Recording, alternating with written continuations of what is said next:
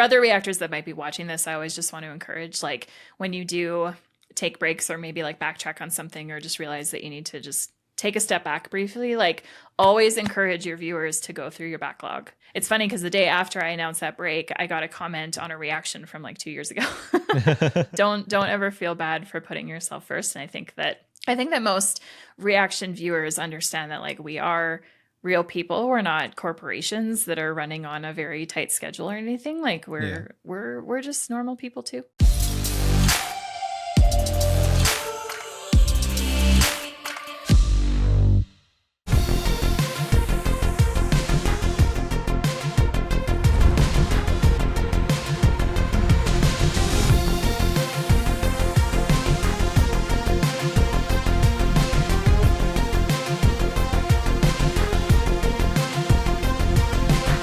Hey everyone, welcome back to the Reactorverse Podcast, brought to you by Passionfruit. I'm joined today by a big supporter and collaborator in the Reactor community. It is Kaiielle. Kaiielle, thank you so much for being here. Thank you so much for having me. I'm not very nervous, but I am nervous because I love your podcast and what you do, and now I'm on it. Yeah, and, it's this is a unique situation because to pull the curtain back a little bit, it was happenstance because you reached out to me wondering, hey, like, could I kind of come on? Which Are you running out of guests? Can I be on? I appreciate that, honestly. But the thing is, like, to be a full disclosure, I was already planning to have you on for this next season. So it was actually just like paired up really perfectly. It did, yeah. But no, I appreciate that just because, I've seen your videos with others and, working, and collaborating in the space. And I know that's sort of a big, importance to you and your channel. So I was very happy to have you on to sort of talk about that and sort of the whole experience just from the ground up. I love seeing, collaborations between two different channels. And, when I had Cassie on from Popcorn to Bed earlier this year, that's when I found you just through her work and so on. And so those sort of, connections help me out a lot when in this line of work trying to find more people. I go by the phrase good people know good people, and so that's kind of how I've been operating for the last few months now. Totally Yeah. That's awesome. Yeah. So I want to just dive into the whole history of yourself and the channel. Right from the get-go, you started, I think, streaming before you sort of transitioned to the reaction side of things for the channel. Yes. I guess to start to get into that whole venue, what was your first exposure to YouTube / streaming / just sort of like internet content to begin with? Well, I've been on YouTube since its infancy, technically, like not uploading stuff, but as a user. Because YouTube came out when I was in high school, and so it was a very big thing for us teens back then to just look at funny videos all the time. And I actually had a channel briefly back in like 2010, 2011. It was a beauty channel that very much failed. I did not realize how hard making videos was back then, and I was a lot younger. So just kind of scrapped the idea of being a content creator. And then 2019, I started streaming on Twitch. But before then, I actually technically found the reaction space. It was the same year. It was 2019. I found Nikki and Steven Reacts because I was watching Game of Thrones for the first time. And I binge watched the first 7 seasons leading up to the release of season 8. And then when season 8 was done, I went on YouTube to kind of just look at videos of people talking about it. And then I somehow came across their channel and their reactions, and then immediately binged all of their Game of Thrones reactions. Right. And so that was like my technical first foray into the reaction space, but I didn't continue watching anyone. And then I kind of forgot about it until I ended up going into it myself. So. Right. Yeah, Nikki and Steven are great. Game of Thrones is definitely their bread and butter. They'll say that's sort of like what helped launch them into the space as well. And when you were first, getting into, say, the reactions from streaming, were there any sort of significant, learning curves to try and understand the space or the format a little more when you got started for yourself? Well, I had all the tech down from streaming, thankfully. So, like, I had the camera, I had the lights behind me, I had like the software experience, and I had editing experience from streaming as well. Because I would edit down some videos for either the stream itself or for the YouTube channel. Which at the time, before reaction videos went out, I just had a few videos on here that were gaming related. Right. But in terms of like actually producing videos on a regular basis, it's definitely a different experience. Even though I've always loved editing, I definitely felt like I had to like really fall in love with it. Because streaming is, it's not really you just click a button and go live, but it also is, because like once you're live, then you're live. Right. Whereas recording and then editing it, I mean, post-production is just a totally different ballgame, I guess. Totally. But yeah, for the most part, it wasn't actually a difficult leap though.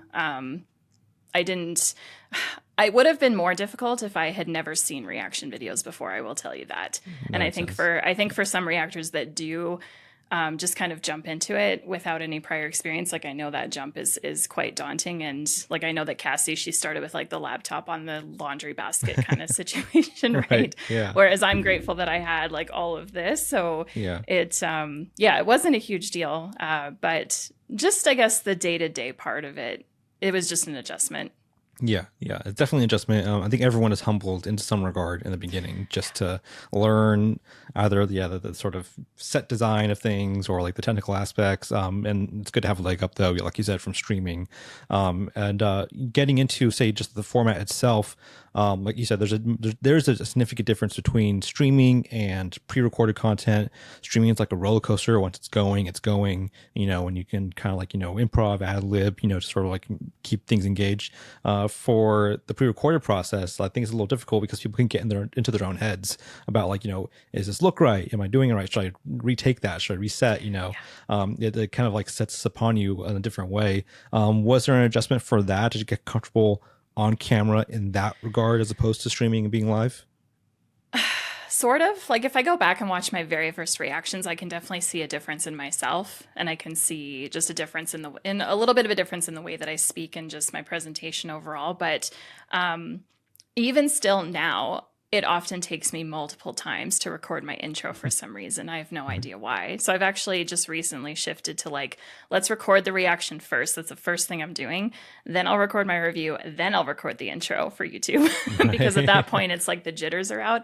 And I don't know why all these years later, I'm still nervous when I sit down to record a fresh reaction and I try and do the intro, and I probably don't mess up to the average viewer, but like I'm critical of myself. So like, I'll say a sentence slightly wrong and I just go, no, and I scrap the intro and start again. And some intros will take me like 15 times before I finally feel okay. And it's like 45 seconds or a minute worth of an intro. Like my intros aren't even that long anymore. So I don't know why that's a thing for me. I definitely still struggle with that. But the reaction itself, like once that movie is started and the camera's rolling, like there's no take backsies. Right. Yeah. That is 100% me in the moment. Yeah. Yeah. The movie itself, I think, helps sort of like, bring you along. You can kind of just like, riff with that. Totally. I know Previewed, does warm ups. They do like, like 5 minutes of just banter, just sort of like feeling it out, letting loose the jitters, as you said, just to sort of like, get past that. And it's important, I think, for, when you get into the space to feel comfortable, because you want to feel comfortable going into the reaction itself, because that's where your own personality sort of comes out, like even in ways you don't expect, because it's a natural interaction you're having with the material. Right. For yourself, movies are the main thrust of the channel, as we mentioned, and that's like a large, sort of staple for a lot of newer channels that have popped up over the last few years because of the pandemic. Movies before that weren't really like, a big thing. It was like the sort of transition of movies coming to homes faster that helps sort of speed that along. What is your personal sort of background with film that allowed you to sort of have these, experiences on camera with us for the first time? Oh gosh. Well, people ask me all the time, like, how are you in your 30s and you've never seen this or this or this? And I've replied to so many of those comments just saying like, listen, in my 20s, I was someone that just was never at home. In my early 20s, I was at electronic festivals all the time. I was very social back then. I was always, like when I wasn't in the office working, I was out. I was out at events with friends, like whatever. So I wasn't really at home very often, and the theater was not something I went to all that often. And then as I grew up, I shifted away from like festivals and I got into outdoor stuff. So like hiking, biking, running, snowboarding, skiing. Like I was just such an outdoorsy person. I used to run like half marathons and 10Ks and stuff. Right. So when I wasn't working, I was always outside. And that's just, when you're doing that, there's just no time for movies. So I always remind people that like, if your primary hobby is movies, like that's amazing, but that's not everybody. Not everybody treats hobbies equally like you do. So My 30s now are for catching up on literally everything, and I'm loving it and so here for it. And also to go back even earlier, like as a child and teenager, I was very much like a rewatcher of movies. So like I had my childhood favorites, and those were just always on repeat. Like my parents could tell you that even as a 3 and 4 year old, I had the same movies on repeat all the time. So yeah, I don't know. I personally feel like it's never too late to watch movies. So Absolutely. even though I'm catching up, like I'm so happy to do it, and I'm realizing like, okay, so that's why these movies are so popular. Yeah, and that's sort of like a variation of what I've heard from other people like Cassie, like JL from EOM. It's that sort of experience, like growing up, movies just weren't the main interest of the hobbies that you had, but also you had your favorites that you didn't really feel the need to veer from. You could just rewatch those. Personally, growing up, I loved movies growing up. So like it sounds like an alien concept to me, but like as I get to know more people in this space, it is fascinating just to know those different life experiences that people have, where like it was important to me then, now it's interesting to me now. So I really appreciate that sort of outside perspective of people learning more about cinema through this. And for yourself, for the movies, getting into movies for the channel, you started with Star Wars. That was like the big sort of run you first did when you started. I did. What was the process like, deciding with that one? That obviously it's a big franchise, but like, getting into it and like, sort of like diving into that to sort of help kick off the channel for that. It's such a fun question because when I've explained the story a few times, but every time I think about it, I'm just like the pieces that fell into place that got me now to where I am is just so fun. So I was streaming on Twitch. And I would have viewers that would purchase games for me because I had a Steam wish list. And if they were friends of mine, then they could just gift me games, right? So one of my long-term viewers at the time gifted me Star Wars Knights of the Old Republic 1 and 2 to eventually play on stream. And he had purchased them a while back, I think maybe in like 2021. And then finally 2020. And then in 2021, I finally started playing the first game.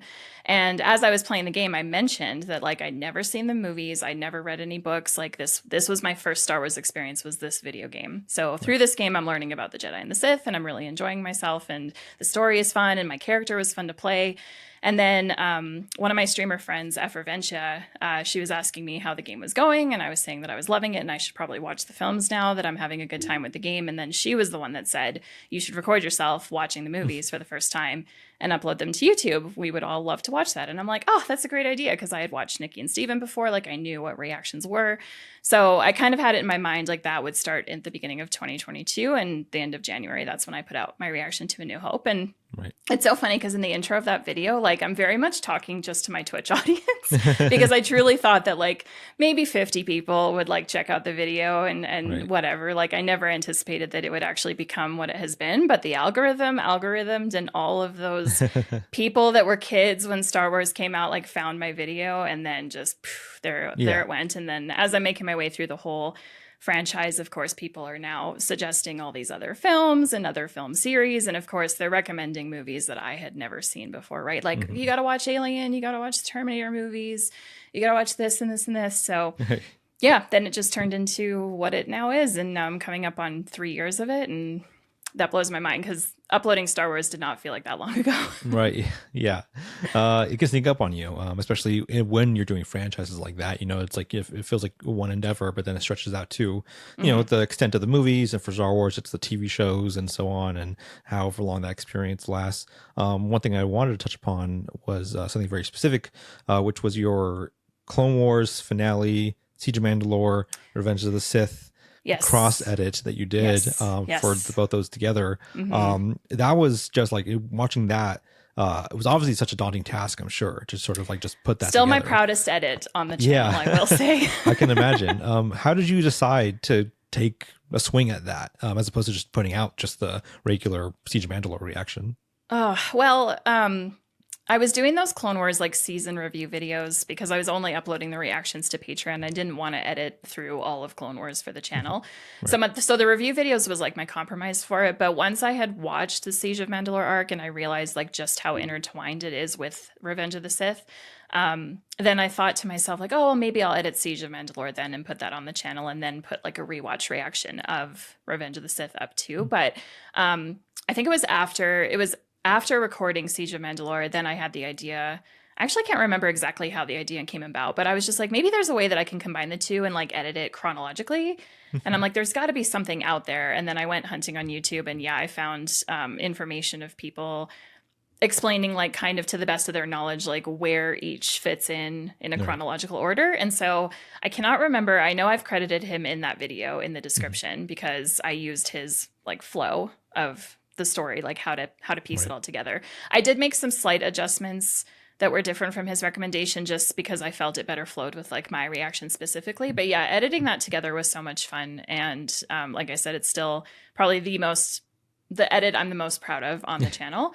And the video itself has done also really well. And I had so much praise from viewers on that as well. And I still don't think there's been another video or another reaction quite like that. Although Alex Hefner, who is doing the Clone Wars right now, I noticed on Patreon, or was it on Patreon or on YouTube? He put out a poll asking people for their opinions on like Siege of Mandalore and Revenge of the Sith. Like, do we want him to rewatch Revenge of the Sith? And I definitely voted for like, yes, rewatch Revenge of the Sith. Get that additional, like, I don't know. It is a different reaction when you watch that movie after going through the Clone Wars. So totally. Yeah. I did a similar thing for my friend Iman Snow, where she did the Clone Wars. She got to the end, and I had her watch Revenge of the Sith again for a rewatch. But I gave her an edit that I adjusted. I put up like pop-up video trivia facts like in there that related to things from the Clone Wars, like, hey, here's this clone that we saw from this episode, and here's like this character that we now better because of the Clone Wars, stuff like that. And it was a fun experience for me to like put that together for her to watch it that way to prepare for the finale. I guess, how would you describe just sort of the comparison between the creative process of like making that edit as opposed to a more straightforward reaction edit? Because like obviously no one's expecting you to do that. It's like you're really doing that for the love of the game, so to speak. Yes, yeah, that was definitely a passion project video for sure. Because like with the review videos, I knew that I wanted Siege of Mandalore to be like its own focus thing because it's just such a beautiful arc, and it like destroyed me emotionally as well. I had a very, very, very emotional reaction to that arc. But the process of it, like I do remember the edit taking multiple days, like definitely longer, because like not only are you editing down like a 2+ hour long movie, but then you've got 4 20+ minute episodes as well that need to be edited down. So it was definitely like a lot of footage. Plus I wanted to include all of my reviews of the episodes and like post Revenge of the Sith as well. So all in all, I feel like it took, I mean, I can't remember now because it was so long ago, but it definitely maybe took double the amount of editing time that a normal reaction would. But it was fun. It was so fun to do. And it was so fun to like have all the footage together. And I think initially, like I went through and kind of figured out like my splits, like where, and then got it all set chronologically. And then I was able to go through and edit it. But I think the best part of the edit though was the 2 moments where the Clone Wars episode and the film go hand in hand. And so I have myself side by side, like both pieces of footage with what's going on. And at least from the viewer perspective, I got, lots of people liking those 2 moments where I did that in the edit. So like that felt really good to hear. Yeah. But I mean, overall though, like I wouldn't say it's much different from a normal reaction. It was just a little bit more creative, I guess. Yeah. And it's good to have those sort of creative outlets to sort of just, experiment, things like that. And I always like when, people try to do a sort of out of the box, things. For that specifically, I've seen people recommend that before on different channels, and everyone's usually like, oh man, that's like, sounds like a lot. So it was really cool to see that you actually executed that. Yeah, I mainly actually did it because there was nothing like that. Like I went digging and I did find one reaction of someone, but it was more a case of they were watching something that had been pre-put together. So their reaction was still like a normal reaction the whole way through. I didn't find anyone doing what I had done. So the whole reason that I wanted to do what I did was simply because nobody else had done it. And generally in the reaction space, that's kind of like, ever since I started, that's kind of what I've been trying to do is find these things that I hadn't seen anywhere else. So yeah. Just sort of, I gotta think outside the box a little bit.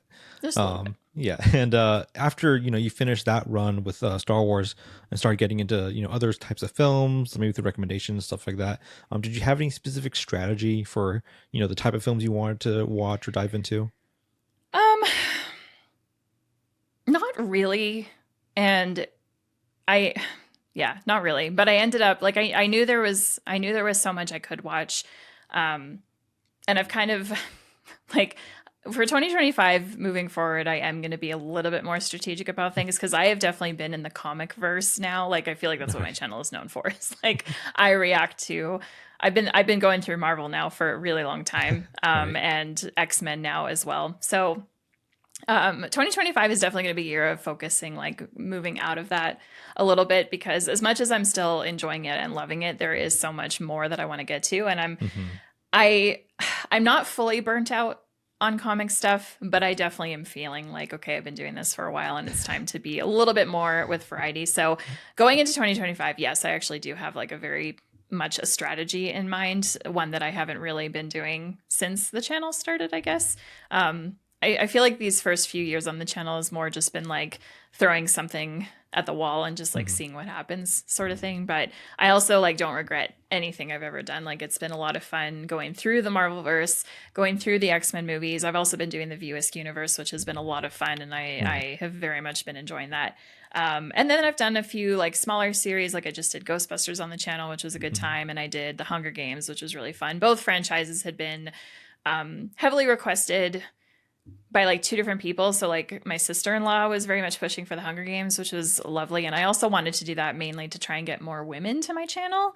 Right. I think it's well known that the reactor space is very heavily male from a viewership perspective, but there are women that watch reactions. And so I knew the Hunger Games was going to be more or have more women than other franchises. So I definitely wanted to do that just to try and capture some familiarity. And then Ghostbusters, one of my longest supporters both on YouTube and Patreon, has been really wanting Ghostbusters for a long time, and I had always wanted to watch the movie, so I figured that would be my October theme this year, was Ghostbusters. So yeah.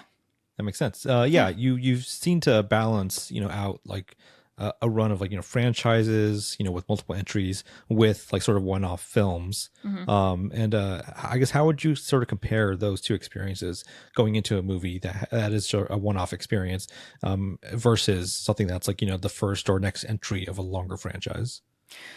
Franchises feel more difficult because I always get self-conscious about forgetting stuff from previous installments, or like getting confused, like X-Men, especially because the timeline is so wacky. Right. And I've had people like warn me about that. And I'm putting out tomorrow my reaction to X-Men Days of Future Past, which if you know, you know, but anyway. For a franchise, like, I've had over the videos, sometimes I've had people in the comments like reminding me of something that had happened in a past movie that maybe they thought that had slipped my mind, or maybe it literally did and I had forgotten. So that would be kind of like, I guess the only main difference with a franchise movie versus like a standalone is, at least with the standalone, I don't really have to have any of that concern. Like, I'm going into a fresh story that's going to get concluded by the end of the movie. Like, and that's just, it's really easy. It's casual. It's not a big deal. For a franchise, I can feel a little bit self-conscious sometimes, or a little nervous about like, are they going to call back to something so long ago that maybe I won't even remember? But then at the same time, I shouldn't be self-conscious about it, because people in the comments are always so willing to like jump in and correct and like, or clarify for you, or give you more information to give you greater understanding on stuff. So, that's like where the benefit of franchises are, is with just the fan base and people that really know these movies intimately and know these characters really well. Right. Yeah. And in terms of like, scheduling, I guess how do you sort of approach that, when you have, say, a movie that will have, like Hunger Games has, 4 films, Ghostbusters, 3 now, and then pairing that out with like one-off films to sort of, just look at what you're going to get into on the week-to-week basis? For the most part, I don't really have a schedule anymore. Like, I used to do Marvel Mondays, like back when I was back when copyright was a lot more consistent, we'll say, with the channel. I was able to pretty consistently get Marvel reactions out every Monday, so that kind of just became my thing for the channel. But as things have just continued on and copyright has honestly gotten worse, I can't really stick to a YouTube schedule anymore. With the exception of like the Hunger Games and Ghostbusters, those were like commitments for an entire month. So I knew that like once a week I would want a video to go out. And that was pretty easy to do. And also those are kind of just one and dones. Like, all of September was Hunger Games, easy, now we're done. All of October was Ghostbusters, easy, now we're done. November is going to be November and into December will be like Band of Brothers. Finally getting to that, which has been requested ever since I did Saving Private Ryan. And I knew that I would want to get to that. So I figured I'd do that as the November theme. But yeah, YouTube is kind of, I feel bad for not having a YouTube schedule, but I also know that like TBR Schmidt, they just recently decided no more YouTube schedule because copyright is just too, like it's really hard to commit to like certain days, unless you're a channel that's able to be very ahead. Like I know Timothy Reacts, he's a month ahead always. And I'm just like, I don't know how you got yourself in that position. Like I am jealous. I wish that I could. I feel like I would have to take a whole month off from putting videos out in order to get a month ahead on content. So if you're that kind of person, then yes, you can consistently put out videos on a really tight schedule. But I prefer having a schedule for myself on this side of things in terms of like, here's when I'm going to record this, here's when I'm going to edit this, blah, blah, blah, rather than like a set release schedule. And I know that I feel like viewers are split. Like I know that lots of viewers really appreciate a schedule and they really look forward to things releasing because it's like a TV program kind of, like I get that side of it, but I'm also very appreciative for the people that get it and they understand that like sometimes often we're at the whims of just YouTube and content ID and that. So I'm grateful for those people that like understand and they're just happy to get a video whenever. So I particularly find, you know, like that interaction shifting a bit over the last few years with scheduling, stuff like that, because I think as the algorithm grows, it's, you know, started promoting singular content videos a little more now. So you'll see, say something from like channel like Dead Meat put out like one sort of, you know, singular type of video every week or so, and people will expect that. But for reaction channel, I feel like people are a little more lenient in terms of like, oh, like I like this person enough, that's why I'm following them. I'll just appreciate when they can give me something, not like I need something, you know, every day on the same time. So yeah, it's I think it's shifting a bit since I've, you know, been following that interaction for the last few years. And you mentioned, you know, for the MCU and the X-Men films that you've been doing for a while now. I watched your No Way Home reaction a little while back, and you mentioned, you know, obviously there's some big stuff in that film that you have to know about because it's culturally impactful in a way where there's GIFs and videos just flying around. Same way you said, you know, when you watch Star Wars, you obviously know the big twist with like, you know, Luke and Vader, stuff like that. How do you approach, you know, sort of avoiding spoilers, but also just getting into things where like things are just unavoidable because of how sort of largely impactful they are? Yeah. I mean, I feel like there's going to be those spoilers that are generally unavoidable because they're just so baked in. Actually, one of my favorite experiences in watching movies for the first time has been like discovering memes from in their natural habitat, like Pulp Fiction. That was a really fun one of like, oh my gosh, I've used this GIF so many times and I had no idea that it was actually from this movie. So that's been really fun. And it's funny too, because there have been like big spoilers or at least things from certain movies that have been so baked in that somehow I've avoided. Like people, when I released my reaction to The Sixth Sense, like I did not know that movie. Like I did not know the big, you know, and, you know, some people in the comments definitely were like, wow, like I'm surprised that you've lived life as long as you have and you were not spoiled on this movie in particular. And my response to that is like, I don't know how. Like I just if I ever was, I just didn't keep that in my brain, or I didn't make the connection that that was for this movie or whatever. So yeah, it's been interesting kind of like just, I don't know, seeing what happens, I guess. In terms of avoiding spoilers though, I do have a process. I use Twitter quite a bit. And thankfully they have a really wonderful like muting words system. So I still have like Marvel, MCU, Deadpool, Wolverine, Guardians of the Galaxy. Like I have so many terms and hashtags that are muted on Twitter. So I don't see any of that. Well, I shouldn't say I don't see it. I did see the most recent like big announcement with RDJ. So like I do know about that. And I also believe I was spoiled on one of the cameos in Deadpool and Wolverine.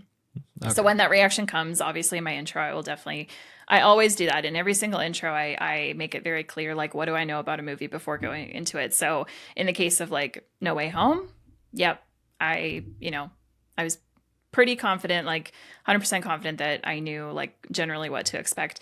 But it's funny because I had generally the opposite experience of everyone else going into No Way Home. Like the thing that I didn't know, everybody did because of the trailer, and then the thing that I did know, people didn't know. All right, so, yeah, that makes sense. Yeah, yeah, so that can be kind of fun too. And then from a spoiler perspective too, like it's always interesting where the theater experience is so different from this experience, like doing a reaction. So one of M. Night Shyamalan's trilogies wasn't a trilogy when the movie released in theaters. Right. And so everyone got that amazing experience of like, oh my gosh, this is technically a sequel. How fun. But it's like, for me, as a reaction channel, it's like the moment I find out a movie is part of a trilogy, I'm going to commit to all of it, right? So I don't quite get that experience. But that makes sense.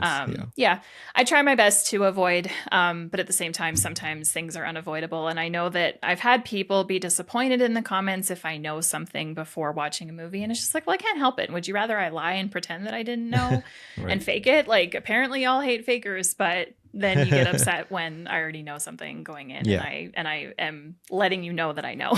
Yeah, we need a little bit of grace on some regard for sure. How hard it is to avoid these things sometimes. As you've been doing it for a few years now, I've spoken with some other movie reactors who have expressed that, similar to you, they didn't have like really, strong disposition towards films. And so they had, some sort of, inherent bias of like, oh, I don't really prefer, Westerns or like war films, stuff like that. How has your cinematic palette evolved, over the last few years through the channel? Oh, that's a great question. Well, the most recent I shouldn't even say most recent, but for the most part of my life, I've avoided horror movies because I just had this thing in me that I was like, I don't think I'll like being scared, or I don't think the movies will really appeal to me, la, la, la, la, la, which my brother and sister-in-law are big horror people. Like, that's like all they watch is horror. Right. I shouldn't say that. They watch a lot, but horror is a very, very big thing for them. And so, of course, like, they really want me to watch like so much horror for the channel.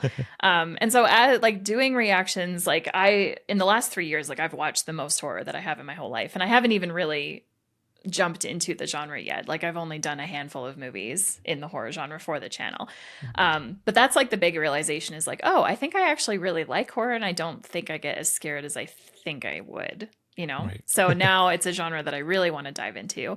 Another realization is feeling so invested in comic movies, because comics were not a thing ever for me growing up at all. And I've still never read comic books, specifically superhero comics. I did read like Archie and Betty and Veronica back in the day. So that's been really fun to just, I don't know, feel so invested in those types of stories and characters. And then I think the last realization for like a cinematic journey is realizing that the 80s is like one of my favorite movie decades. And I just can't wait to keep watching more 80s movies, but then also movies like from the 60s and prior. Again, I still haven't really watched a ton from those, but more recently I just watched Dracula 1931 and like came away from that movie, knowing that it's almost 100 years old, and just having like a huge amount of appreciation for the people back then that really like kickstarted the industry.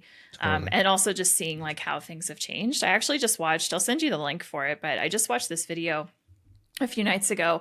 It was almost an hour long, and it was a guy breaking down how acting has evolved over the decades. So going back to like the 20s and 30s and comparing to now, and just talking about like method acting and like representational versus presentational acting. And anyway, it was fascinating. And like just that video alone has given me so much more knowledge that now I'm going to be thinking about that for like future reactions. And now it's knowledge that I can, when I talk about the acting in a film, I'm going to have that in my brain, like that guy's video. And I want to watch more videos like that and educate myself more on the actual process of what goes into a film. That makes sense. Yeah. That's awesome because, I getting into horror films and the acting, sort of the pair, both those things sort of coincide to remind me of Long Legs that came out this year. It's a big horror film that a lot of people jumped into. But Nick Cage is in it, and he expresses, in behind the scenes things about his style of acting, because Nick Cage is such a dynamic actor. He's very theatrical. Yeah, and he says like he prefers to sort of experiment with those different eras of acting in his performances, not just sort of like the modern day of like, just straightforward performance, but, like trying new things and stuff like that. So yeah, he's definitely someone I would, highly recommend to just, watch his filmography of like whatever he's doing on a day-to-day basis. Because he's just fantastic in that. But yeah, it's great to hear, horror. I'm a big horror fan too, so I would love to see you do more horror films. I have not seen your Cabin in the Woods reaction yet. I know it's on. I love that it's on there, but that's one of my favorite horror films. So like I was saving that for like a day. I could just like sit down and just sort of have a nice meal and enjoy it. And what's funny about Cabin in the Woods is like obviously going into it, I had no idea that it was basically like a love letter to horror fans and just like did the typical, but like combined kind of everything in one. But even for someone like me that has relatively little horror experience, like it just goes to show how great that movie is that I walked away from it like loving it. Yeah. And I just watched Cassie's, I don't think it's on YouTube yet, but she released the watch along and I'm on her Patreon. So like I rewatched that movie with her. And once again, I just was like, I love this movie. It's so good. It's so good. It's one of my favorites. I can watch it anytime, any day with anyone. Hey guys, Eric from Passionfruit. Just wanted to thank you for tuning into this episode of Reactorverse. To everyone who's commented on our videos, shared our work, or otherwise supported the channel, we see you. We appreciate you, and we've got a lot of exciting things coming for the creator community at Passionfruit. If you haven't already, the usual stuff on YouTube always helps us. Hitting that like button and subscribing with the bell so you'll be notified when new videos come out. We also have a bi-weekly Passionfruit newsletter that focuses on the creator industry, which you can sign up for through the link in the video description and the pinned comment. Twice a week, you'll get our best stories, as well as exclusive interviews, expert reviews, and the latest resource guides to help you navigate every stage of the creator journey. We've even got a weekend newsletter on the way, with a curated creator spotlight that focuses on the best online content from the people who make it, you. Thanks again for supporting Passionfruit and Reactorverse and helping make your content your business, and giving love to the people who make the web.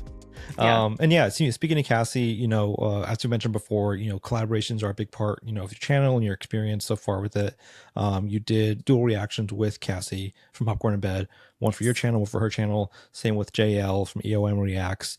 How did those collaborations, I guess, come about? What was the story behind that? Oh, well, we'll go to the first collab, which was with Sam from OGB Reacts. Right, yes. Yeah, she had posted something on Twitter, I think, just was like, hey, I'd love to do collabs soon, like anyone interested? And I DM'd her and was like, hey, I would like to. We had some mutuals in the Twitch space. So even though we didn't really know each other at the time, we definitely took time to get to know each other. We're talking about, because I think when doing a collab, like I'm straight up, I won't collab with just anyone. Like I definitely want to make sure it's someone that I have like a good rapport with. So Sam and I spent the time to like talk, get to know each other, become friends before we actually sat down and recorded our collabs, which was To Lethal Weapon 1 and 2. Mm-hmm. And at different times though, so different from like me and Cassie and me and JL. So I'll get into that. So with Cassie, well, I've been moderating for her now for over 2 years, which has been so much fun. I love helping out with the channel and with her Discord and helping out with the events like the Poppies and her trivia nights that she does for patrons and stuff. So that's been a lot of fun to be part of that team. And that's kind of how the collab came about, because we met in person August of 2023. And so while we were just hanging out in person, like I mentioned that I'd be driving through where she lives for TwitchCon, because TwitchCon was in Vegas this year. So I'd be passing through, and I kind of was just like, in-person collabs are a lot more fun than doing it virtually. So like, right. Would you be up for doing a collab for our channels and watching 2 movies and doing one on each? And yeah, she was totally down for it, because she had only done one collab before, and that was also in person, and it was with Brandon Likes Movies. Back, I think they watched The Batman, if I'm not mistaken. They went to the theater for that. So, right. Yeah, that's how that came about. It was, we did Memento on my way to Vegas, and then on my way back, we did Hook for my channel. And I loved the idea of like, let's show us a movie, because both of us always constantly got requests for movies that we'd already seen before. Yeah. And I kind of love that idea for collabs, because it allows our audience to experience us watching a movie that we love. Yeah. Right. But also getting to see someone watching it for the first time.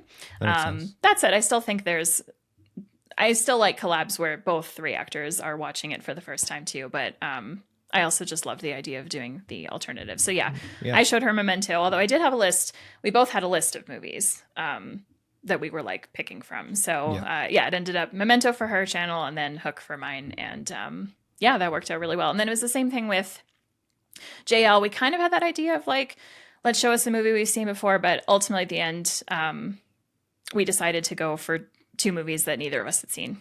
So we did Point Break and Dazed and Confused. And it was a lot of fun. JL was similar in the sense that, well, no, actually a little bit different from Sam. So me and JL and Blank, the 3 of us had been friends for a bit, and we had been talking for quite some time. I talked to Blank more than JL because just connecting in the reactor space, I was doing my own editing at the time, and Blank was, Blank still is doing all the editing for JL. So we connected kind of from that perspective of things. But yeah, over time, we just got to know each other and realized like, hey, y'all are cool. And then, Jay and I just kind of started, I think it was Blank actually that first was like, would you be interested in doing collabs? And I was like, absolutely. Collabs are a lot of work, but at the same time, it's very rewarding. I haven't done a collab since the JL one. Me and Ashley Burton have been trying for months and months and months to get a collab in. We initially wanted our videos to go out all the way back in April. It is now November and they're still not out yet. But so next collab will definitely be with Ashley. Great. For those of you interested in more collabs. Always. And like you said, the collab with Cassie was in person. The collab with JL was remote. I guess how did those 2 interactions compare, being next to someone for a reaction like that as opposed to being remote with someone? If I could do in-person collabs with everybody, I would. It's so much nicer. Like, not to say the remote is bad. I don't think there's really much of a downside to the remote. Well, with the exception of like you're not able to actually see the person, or at least the way that I've recorded with both Sam and JL, we didn't have our cameras on to each other. Right. But also for that reason of like, I didn't want to constantly keep looking away from the movie to like look at my collabor's face and like how they were reacting. And I think you can get enough of an idea of how they are just over voice, right? Like you can hear them laugh and hear them chuckle and that kind of thing.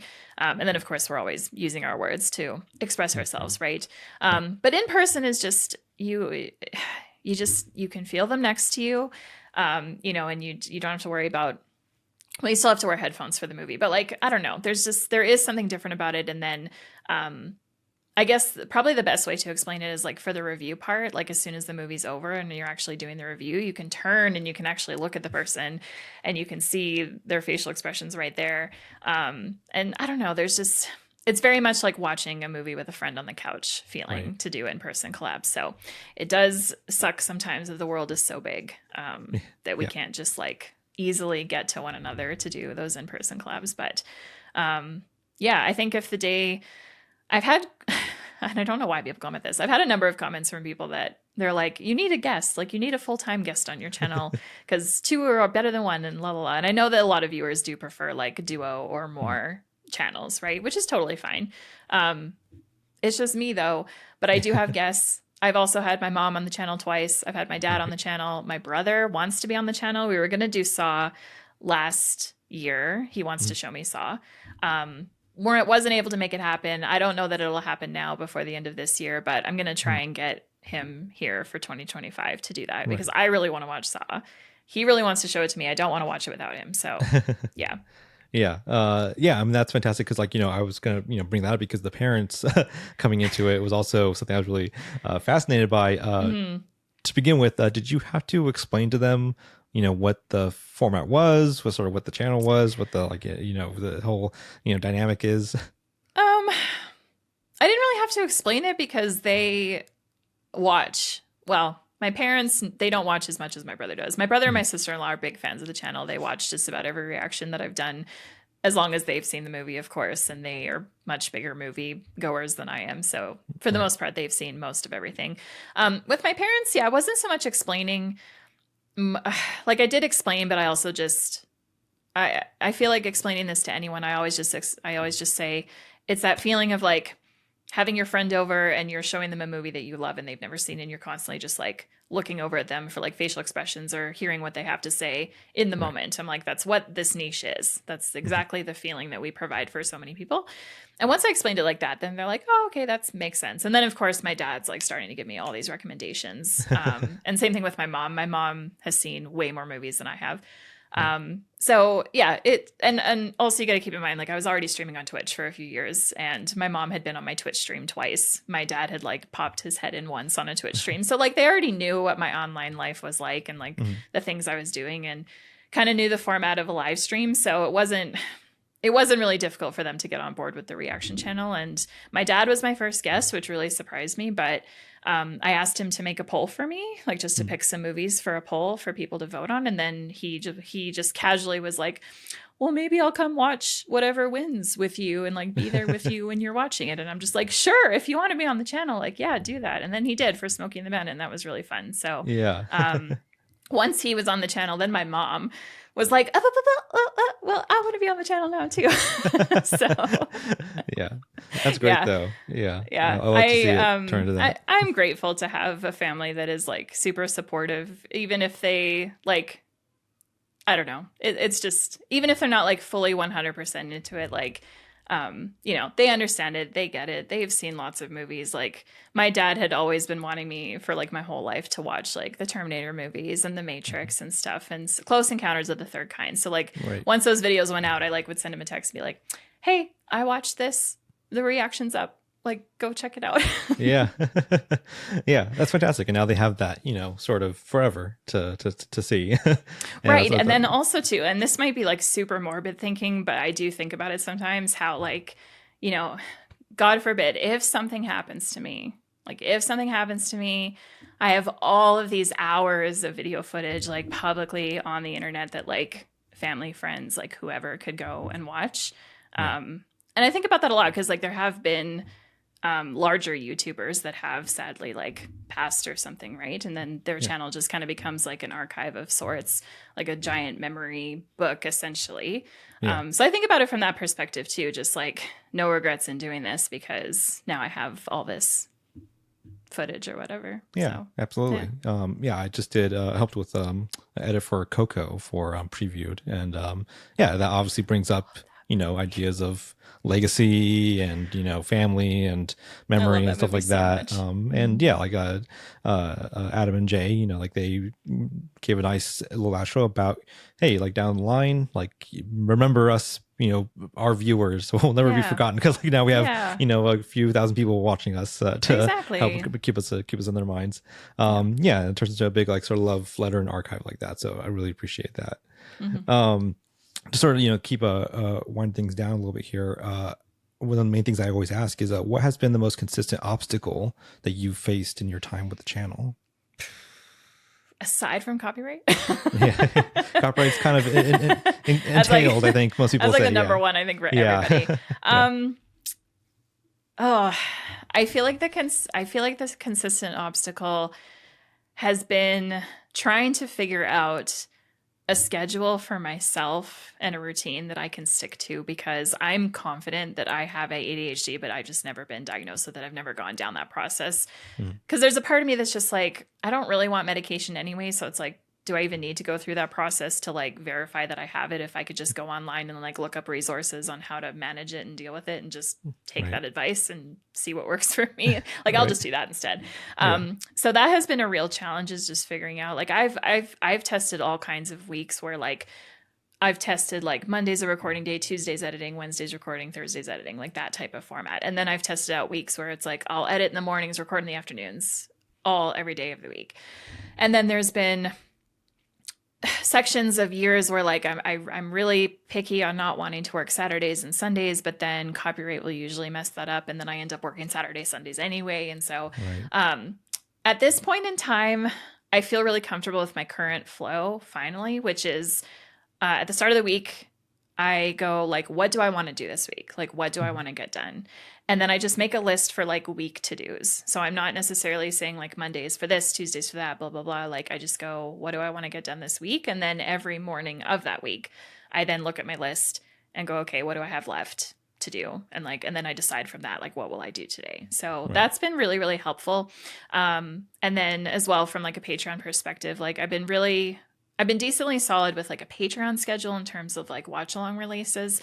I feel like it's much easier to stick to that than a YouTube release schedule because there's no copyright hurdle or anything like that. So scheduling, just time management has been tough, because then like there's IRL obligations too that can like factor into it. And, you know, that might be the only thing that I miss about corporate life is just knowing that it's a 9 to 5, Monday to Friday. I get a lunch break at noon type of thing. Like it's so structured. I feel like it's really difficult, at least for me and my brain and how I operate. It's really difficult to have that kind of structure when you answer to yourself. Yeah, that makes sense. Totally. I remember when I was in, you know, school and college, stuff like that. I just remember thinking like, oh, like I can't wait to be done with school because like the last thing I ever want to do again is homework. I never want to do homework again. I want to get a regular job that just gets a 9 to 5 and clock out of work and just go home and be nice. And now I live in a specific job where it's like it's all homework. You know, it's all it's all there. It's all the time, 24/7. But it's great though that you're experimenting with the different things. So even that is work, I think, towards something larger, towards figuring something out for yourself, which I think is always great. And how do you feel you've personally grown over your time with the channel? I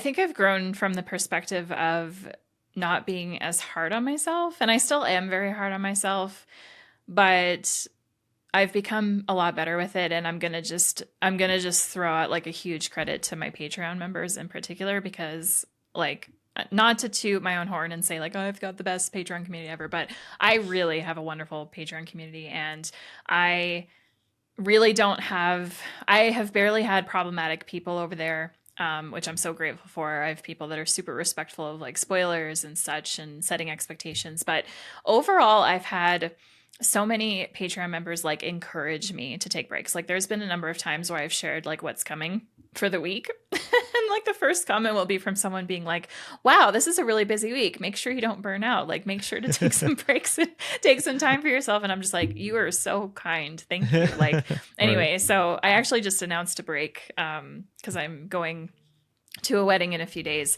So I had days I was taking off, and then I ended up making the decision to just extend the time because I could tell that my body was telling me to take a break. And I always feel really awkward, like announcing that, especially after I had announced that like XYZ would be shared. Right. Mm-hmm. And I hadn't yet done that. And now I'm changing my mind and going like, no, I'm actually taking time off. Sorry. We're going to be pushing all that back. I always hate doing that. I hate communicating that something's coming and then kind of pulling back on it. But, nothing but support from people though. Like my Patreon members get it. They're totally supportive of it. And YouTube people also, like YouTube people are usually pretty supportive as well. But I will say that there is something about Patreon specifically. I do feel like maybe having that paywall means that like nicer people come through. So I've had a number of just really, really supportive people and very vocally supportive. And with things like that too, when it comes to, I guess for other reactors that might be watching this, I always just want to encourage, like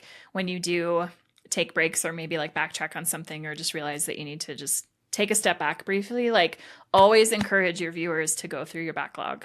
Like remind them how much content you actually have on your Patreon and just say like, they're not going anywhere. Like go watch a reaction from 2.5 years ago if you want. And it's funny because the day after I announced that break, I got a comment on a reaction from like 2 years ago. And I was like, yes, someone's going in the backlog. I love it. So don't ever feel bad for putting yourself first. And I think that most reaction viewers understand that like we are real people. We're not corporations that are running on a very tight schedule or anything. Like we're just normal people too.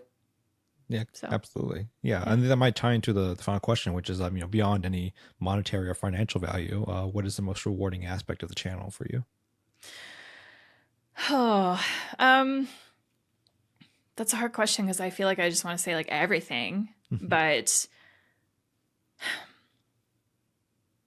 I think the most rewarding thing about doing this is just how much I've learned because of like, and not just from a learning perspective in terms of like filmmaking itself and like learning more about acting and learning more about like the actual cinematography process and learning about how different directors, like learning about different director styles or even certain actor styles, like talking about Nick Cage and how like, theatrically his and stuff. Not just that type of learning, but also learning so much about the films themselves. Cause like, I think we all know that, you know, people that watch reaction videos, they're so quick to fun fact us in the comments. And it's funny because like way back when I first started the channel, like I found myself once in a while like kind of annoyed by the fun fact aspect of things. And then I just kind of like told myself like, shut up, like people are like, you're someone that likes fun facting people. So like, don't be annoyed by it, like embrace it and love it. And now I do, like, now I love reading about how like certain actors did this for a movie, or, you know, certain directors wanted this, or learning about how certain scenes were completely improv'd in the moment. And the director was just like, yeah, that was great. Like, let's roll with it. Right. Yeah. So learning about all that has been really fun. I do have another answer for this question. So in addition to everything like learning wise, another very rewarding part of this for me is being part of a reactor community space where we help each other with like editing thumbnails, copyright stuff, talking about like monetization, talking about, you know, Patreon hurdles or whatever, like just because that was something from Twitch where when I started streaming on Twitch, I immediately befriended a bunch of other streamers so that we could talk about and help each other with that stuff. And so doing this for YouTube, initially, that was the same thing for me. Like I wanted to get connected with other reactors. And so I've made friends with so many different people, like just off the top of my head, like Jen Murray is someone I've talked to so much. Obviously Popcorn in Bed, but for kind of like a different reason because of the whole modding thing. But like Relax with JNC, what, you know, Blank and Jay, Awesome US Movies, FWCI, you know, have been friends with him. Timothy Reacts. Like there's just so many. Christy Reacts is another one. Right. I could go on, like just so many other reactors that I've connected with. And so being able to help fellow reactors with things, and then also just like getting advice and recommendations from other reactors too for my own stuff. Like, I don't know. I'm relieved that this space is not competitive.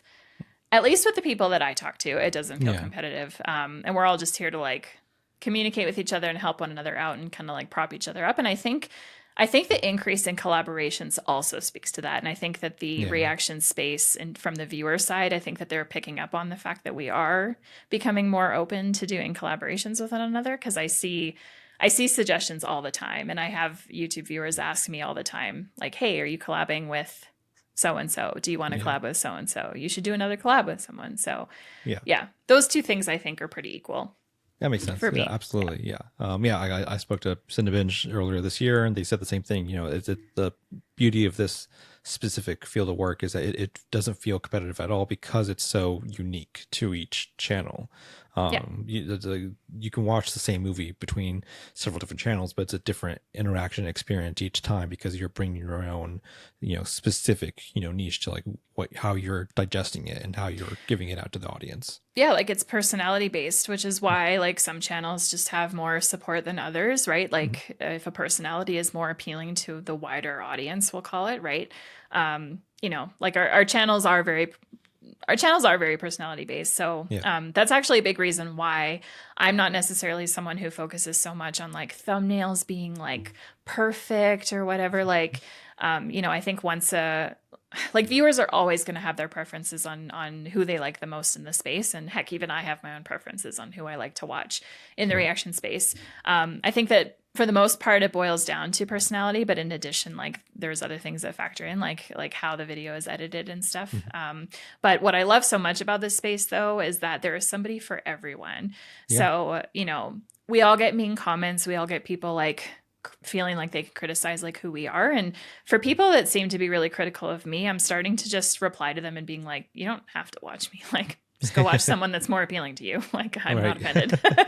Yeah. I just want to continue to find people that are into like who I am and how I process and digest movies. So totally. Yeah, exactly. That's a square peg, round hole, the whole thing, you know? Exactly. Yeah. We do have our final questionnaire, which I want to get into for yourself that we have for everyone. The first question is, what is your favorite TV show of all time? Mr. Robot. However, I just finished Dark. And once I edit that for YouTube, because I absolutely will be editing that for YouTube, that may become my number one show. We'll see. Yeah. Both great picks. I'm sure a lot of people will be happy to hear about Dark because that's like such an underrated show. It is so more people should watching. Yeah. Oh my gosh, yeah, it's amazing. Next question is, what is your favorite film of all time? Interstellar. Good pick. Yeah. I don't know if any movie will ever push that out of my number one spot.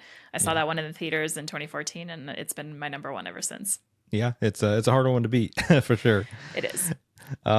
What stresses you out? In general? Yes, in general. Just anything that sort of stresses you out. Oh my gosh, so much. I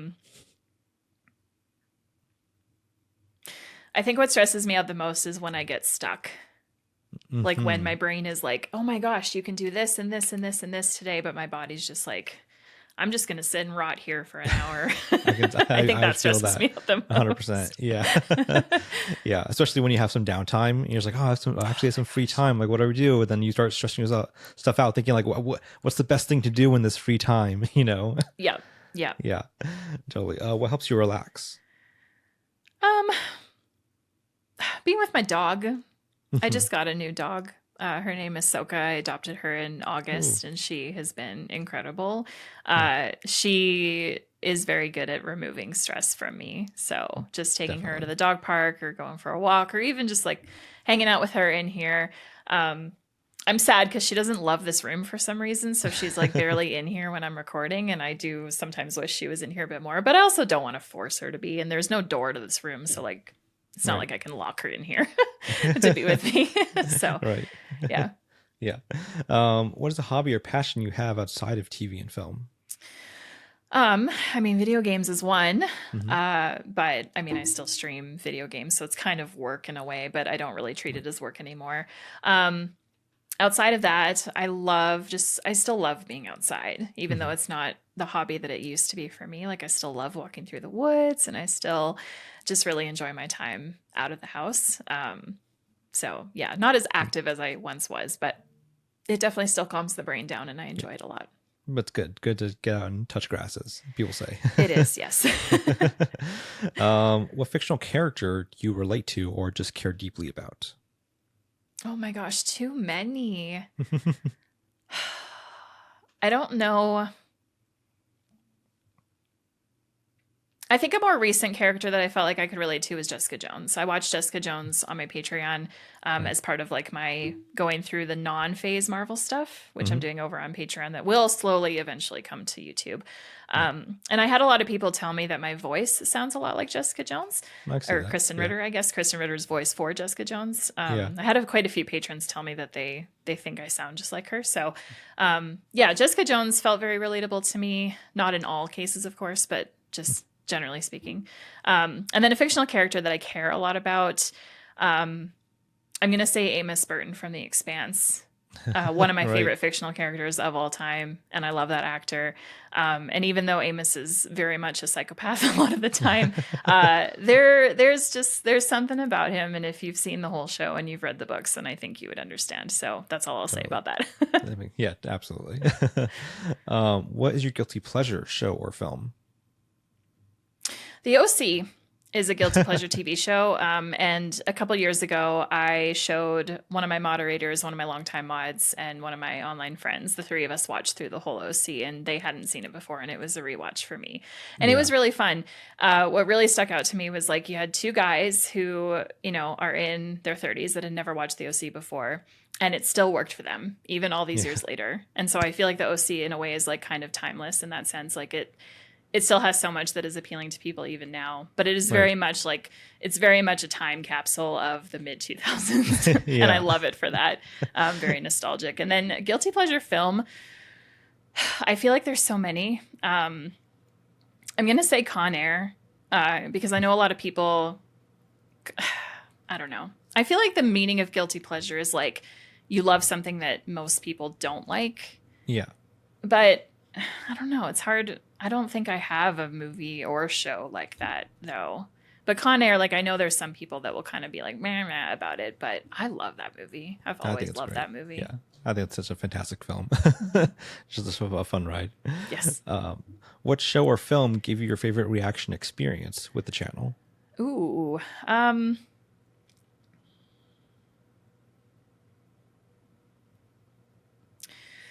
That's hard because of the fact that I've done such big franchises. And so, Star Wars and MCU have been very memorable just kind of overall because of how invested the viewers were in my journey through both franchises. But I want to pick standalone films, though, because I think that's important.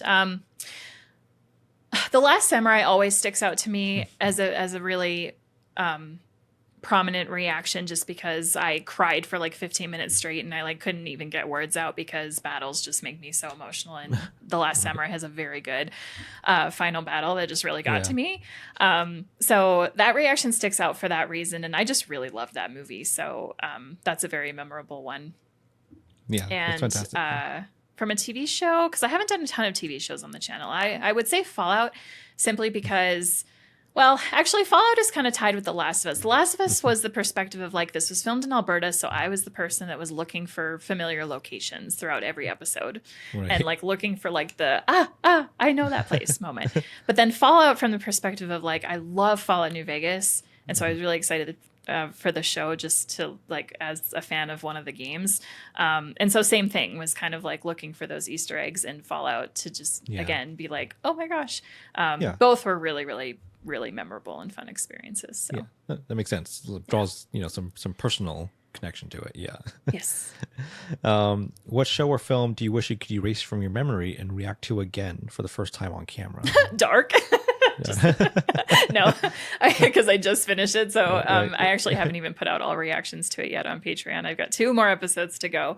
No, we won't say that. That I could completely erase and react to. I mean, I feel like I have to say Game of Thrones, right? Because Game of Thrones is such a heavy hitter. Like, back in 2019, if I had any inkling that this would become a future thing for me, then obvious. But I mean, I also don't regret it, though. It's same thing with Lord of the Rings. The Lord of the Rings trilogy was a pandemic first time watch with my Twitch community in Discord. And there was like 15, 20 of us. And nobody could see my reaction, but they all knew I was watching those movies for the first time. So I was like typing in the chat as we're watching the films. And so they got to experience that. Yes, I definitely wish I could erase all those movies, the Hobbit ones as well, from my mind to be able to react to them, but I can't. And I'm not, I fully believe that reactors don't fake and that we all are authentic and honest about what we've seen and what we've not seen.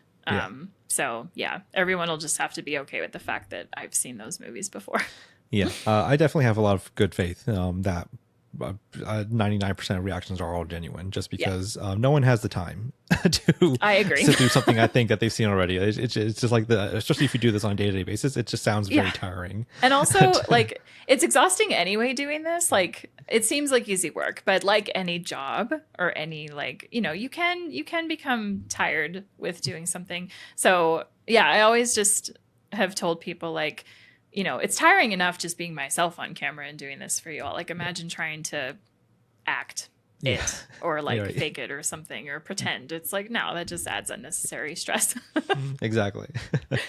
The final question is, what advice would you give to your past self if you can go back in time when you first started the channel? I think I can confidently say that the main piece of advice would be to spend less time with critical or just flat out negative comments. I definitely have noticed myself replying to them a lot less, but at the same time, I've also noticed that I'm just getting less of that in general, which is really nice. But back when I first started the channel, I felt like I was just getting like a ton of negativity from people. And I was someone that I'm really, really quick to defend myself. Like I always want to. Right. And so I would give myself the advice of like, recognize when you maybe should versus when you should just delete the comment and like, don't even bother. Right. And do that a lot more than replying and engaging. But at the same time, my mindset back then was like, engagement is engagement. Like, let's, reply to them and maybe get them to reply again so that, the engagement can continue. But at this point in time, for sure, like now that I'm almost 3 years in, I'm just like, no, don't bother with it. I actually often sometimes will do a thing where like I reply to the comment and then I delete it all. So like I'll get my answer in regardless of whether they read it or not. I'm like, let me just reply and then I'll just quickly delete it, which maybe is not a good thing I should be doing, but whatever. It's like they were the ones that started it in the first place, so whatever. Right. I've definitely heard that tactic before. It's cathartic to sometimes just get it out of yourself to at least put onto the screen before you delete it and then move on. Actually, one thing I've done though is, and this is again where like that Reactor community has come in handy, where sometimes I'll just like take the comment, screenshot it, share it with them, and do a little complaining session about it. But then on the YouTube side, I actually just straight up delete it and like don't actually engage with it. That can definitely give you that same feeling of like just letting it out and venting about it without actually having to engage with the person directly. That makes sense. Yeah, it is. Totally. Yeah, I mean, we all deal with it, right? So, and it's just unfortunately, a part of being on the internet. I wish that it wasn't the case, because I have never in my entire life ever considered leaving something negative on a YouTube video. Like if I've ever watched a YouTube video, not even just in the reaction space, but anywhere, if I've watched a video and kind of felt like any kind of way about it, my immediate thought is never to like let the person know right that I feel that way. I just close the video and move on. Yeah. It's like something that's totally benign. It's not even supposed to be offensive. It's just like I wouldn't bother to just like express myself like that. Yeah. But that's part of the growing process. Yeah, it is. Yeah. Kaiielle, thank you so much for being here today. I really appreciate having you on. It's such a blast. Thank you so much for having me. I am honored to be a guest on this, and yeah, just keep doing what you're doing. I know there's plenty of other reactors that you can still interview, so I need your help to get some good names. Like I said, good people know good people, so that's I can definitely give the you routes some I've been names going for yeah. sure. Where can we find you on YouTube, social media, otherwise? YouTube, Movies with Kaiielle. And I know my username is spelled weird, which is why I kind of like rebranded the main reaction channel. So Movies with Kaiielle, literally the letters. But at Kaiielle pretty much everywhere, Kaiielle. You can find my gaming channel, which is Games with Kaiielle. Twitter is at Kaiielle. My website, kaiielle.com. I always try and direct people to my website, because not only can you find links to all my reactions for both YouTube and Patreon on my website, but I also have links to like all my socials and my suggestion form, my reactor page, everywhere you can find me. So makes sense. You can find me at Nerdchronic across social media. You can find us at Passionfruit for us across social media as well. You'll find our links to Discord and Patreon down below in the video and description. And we'll catch everyone on the next episode. See you.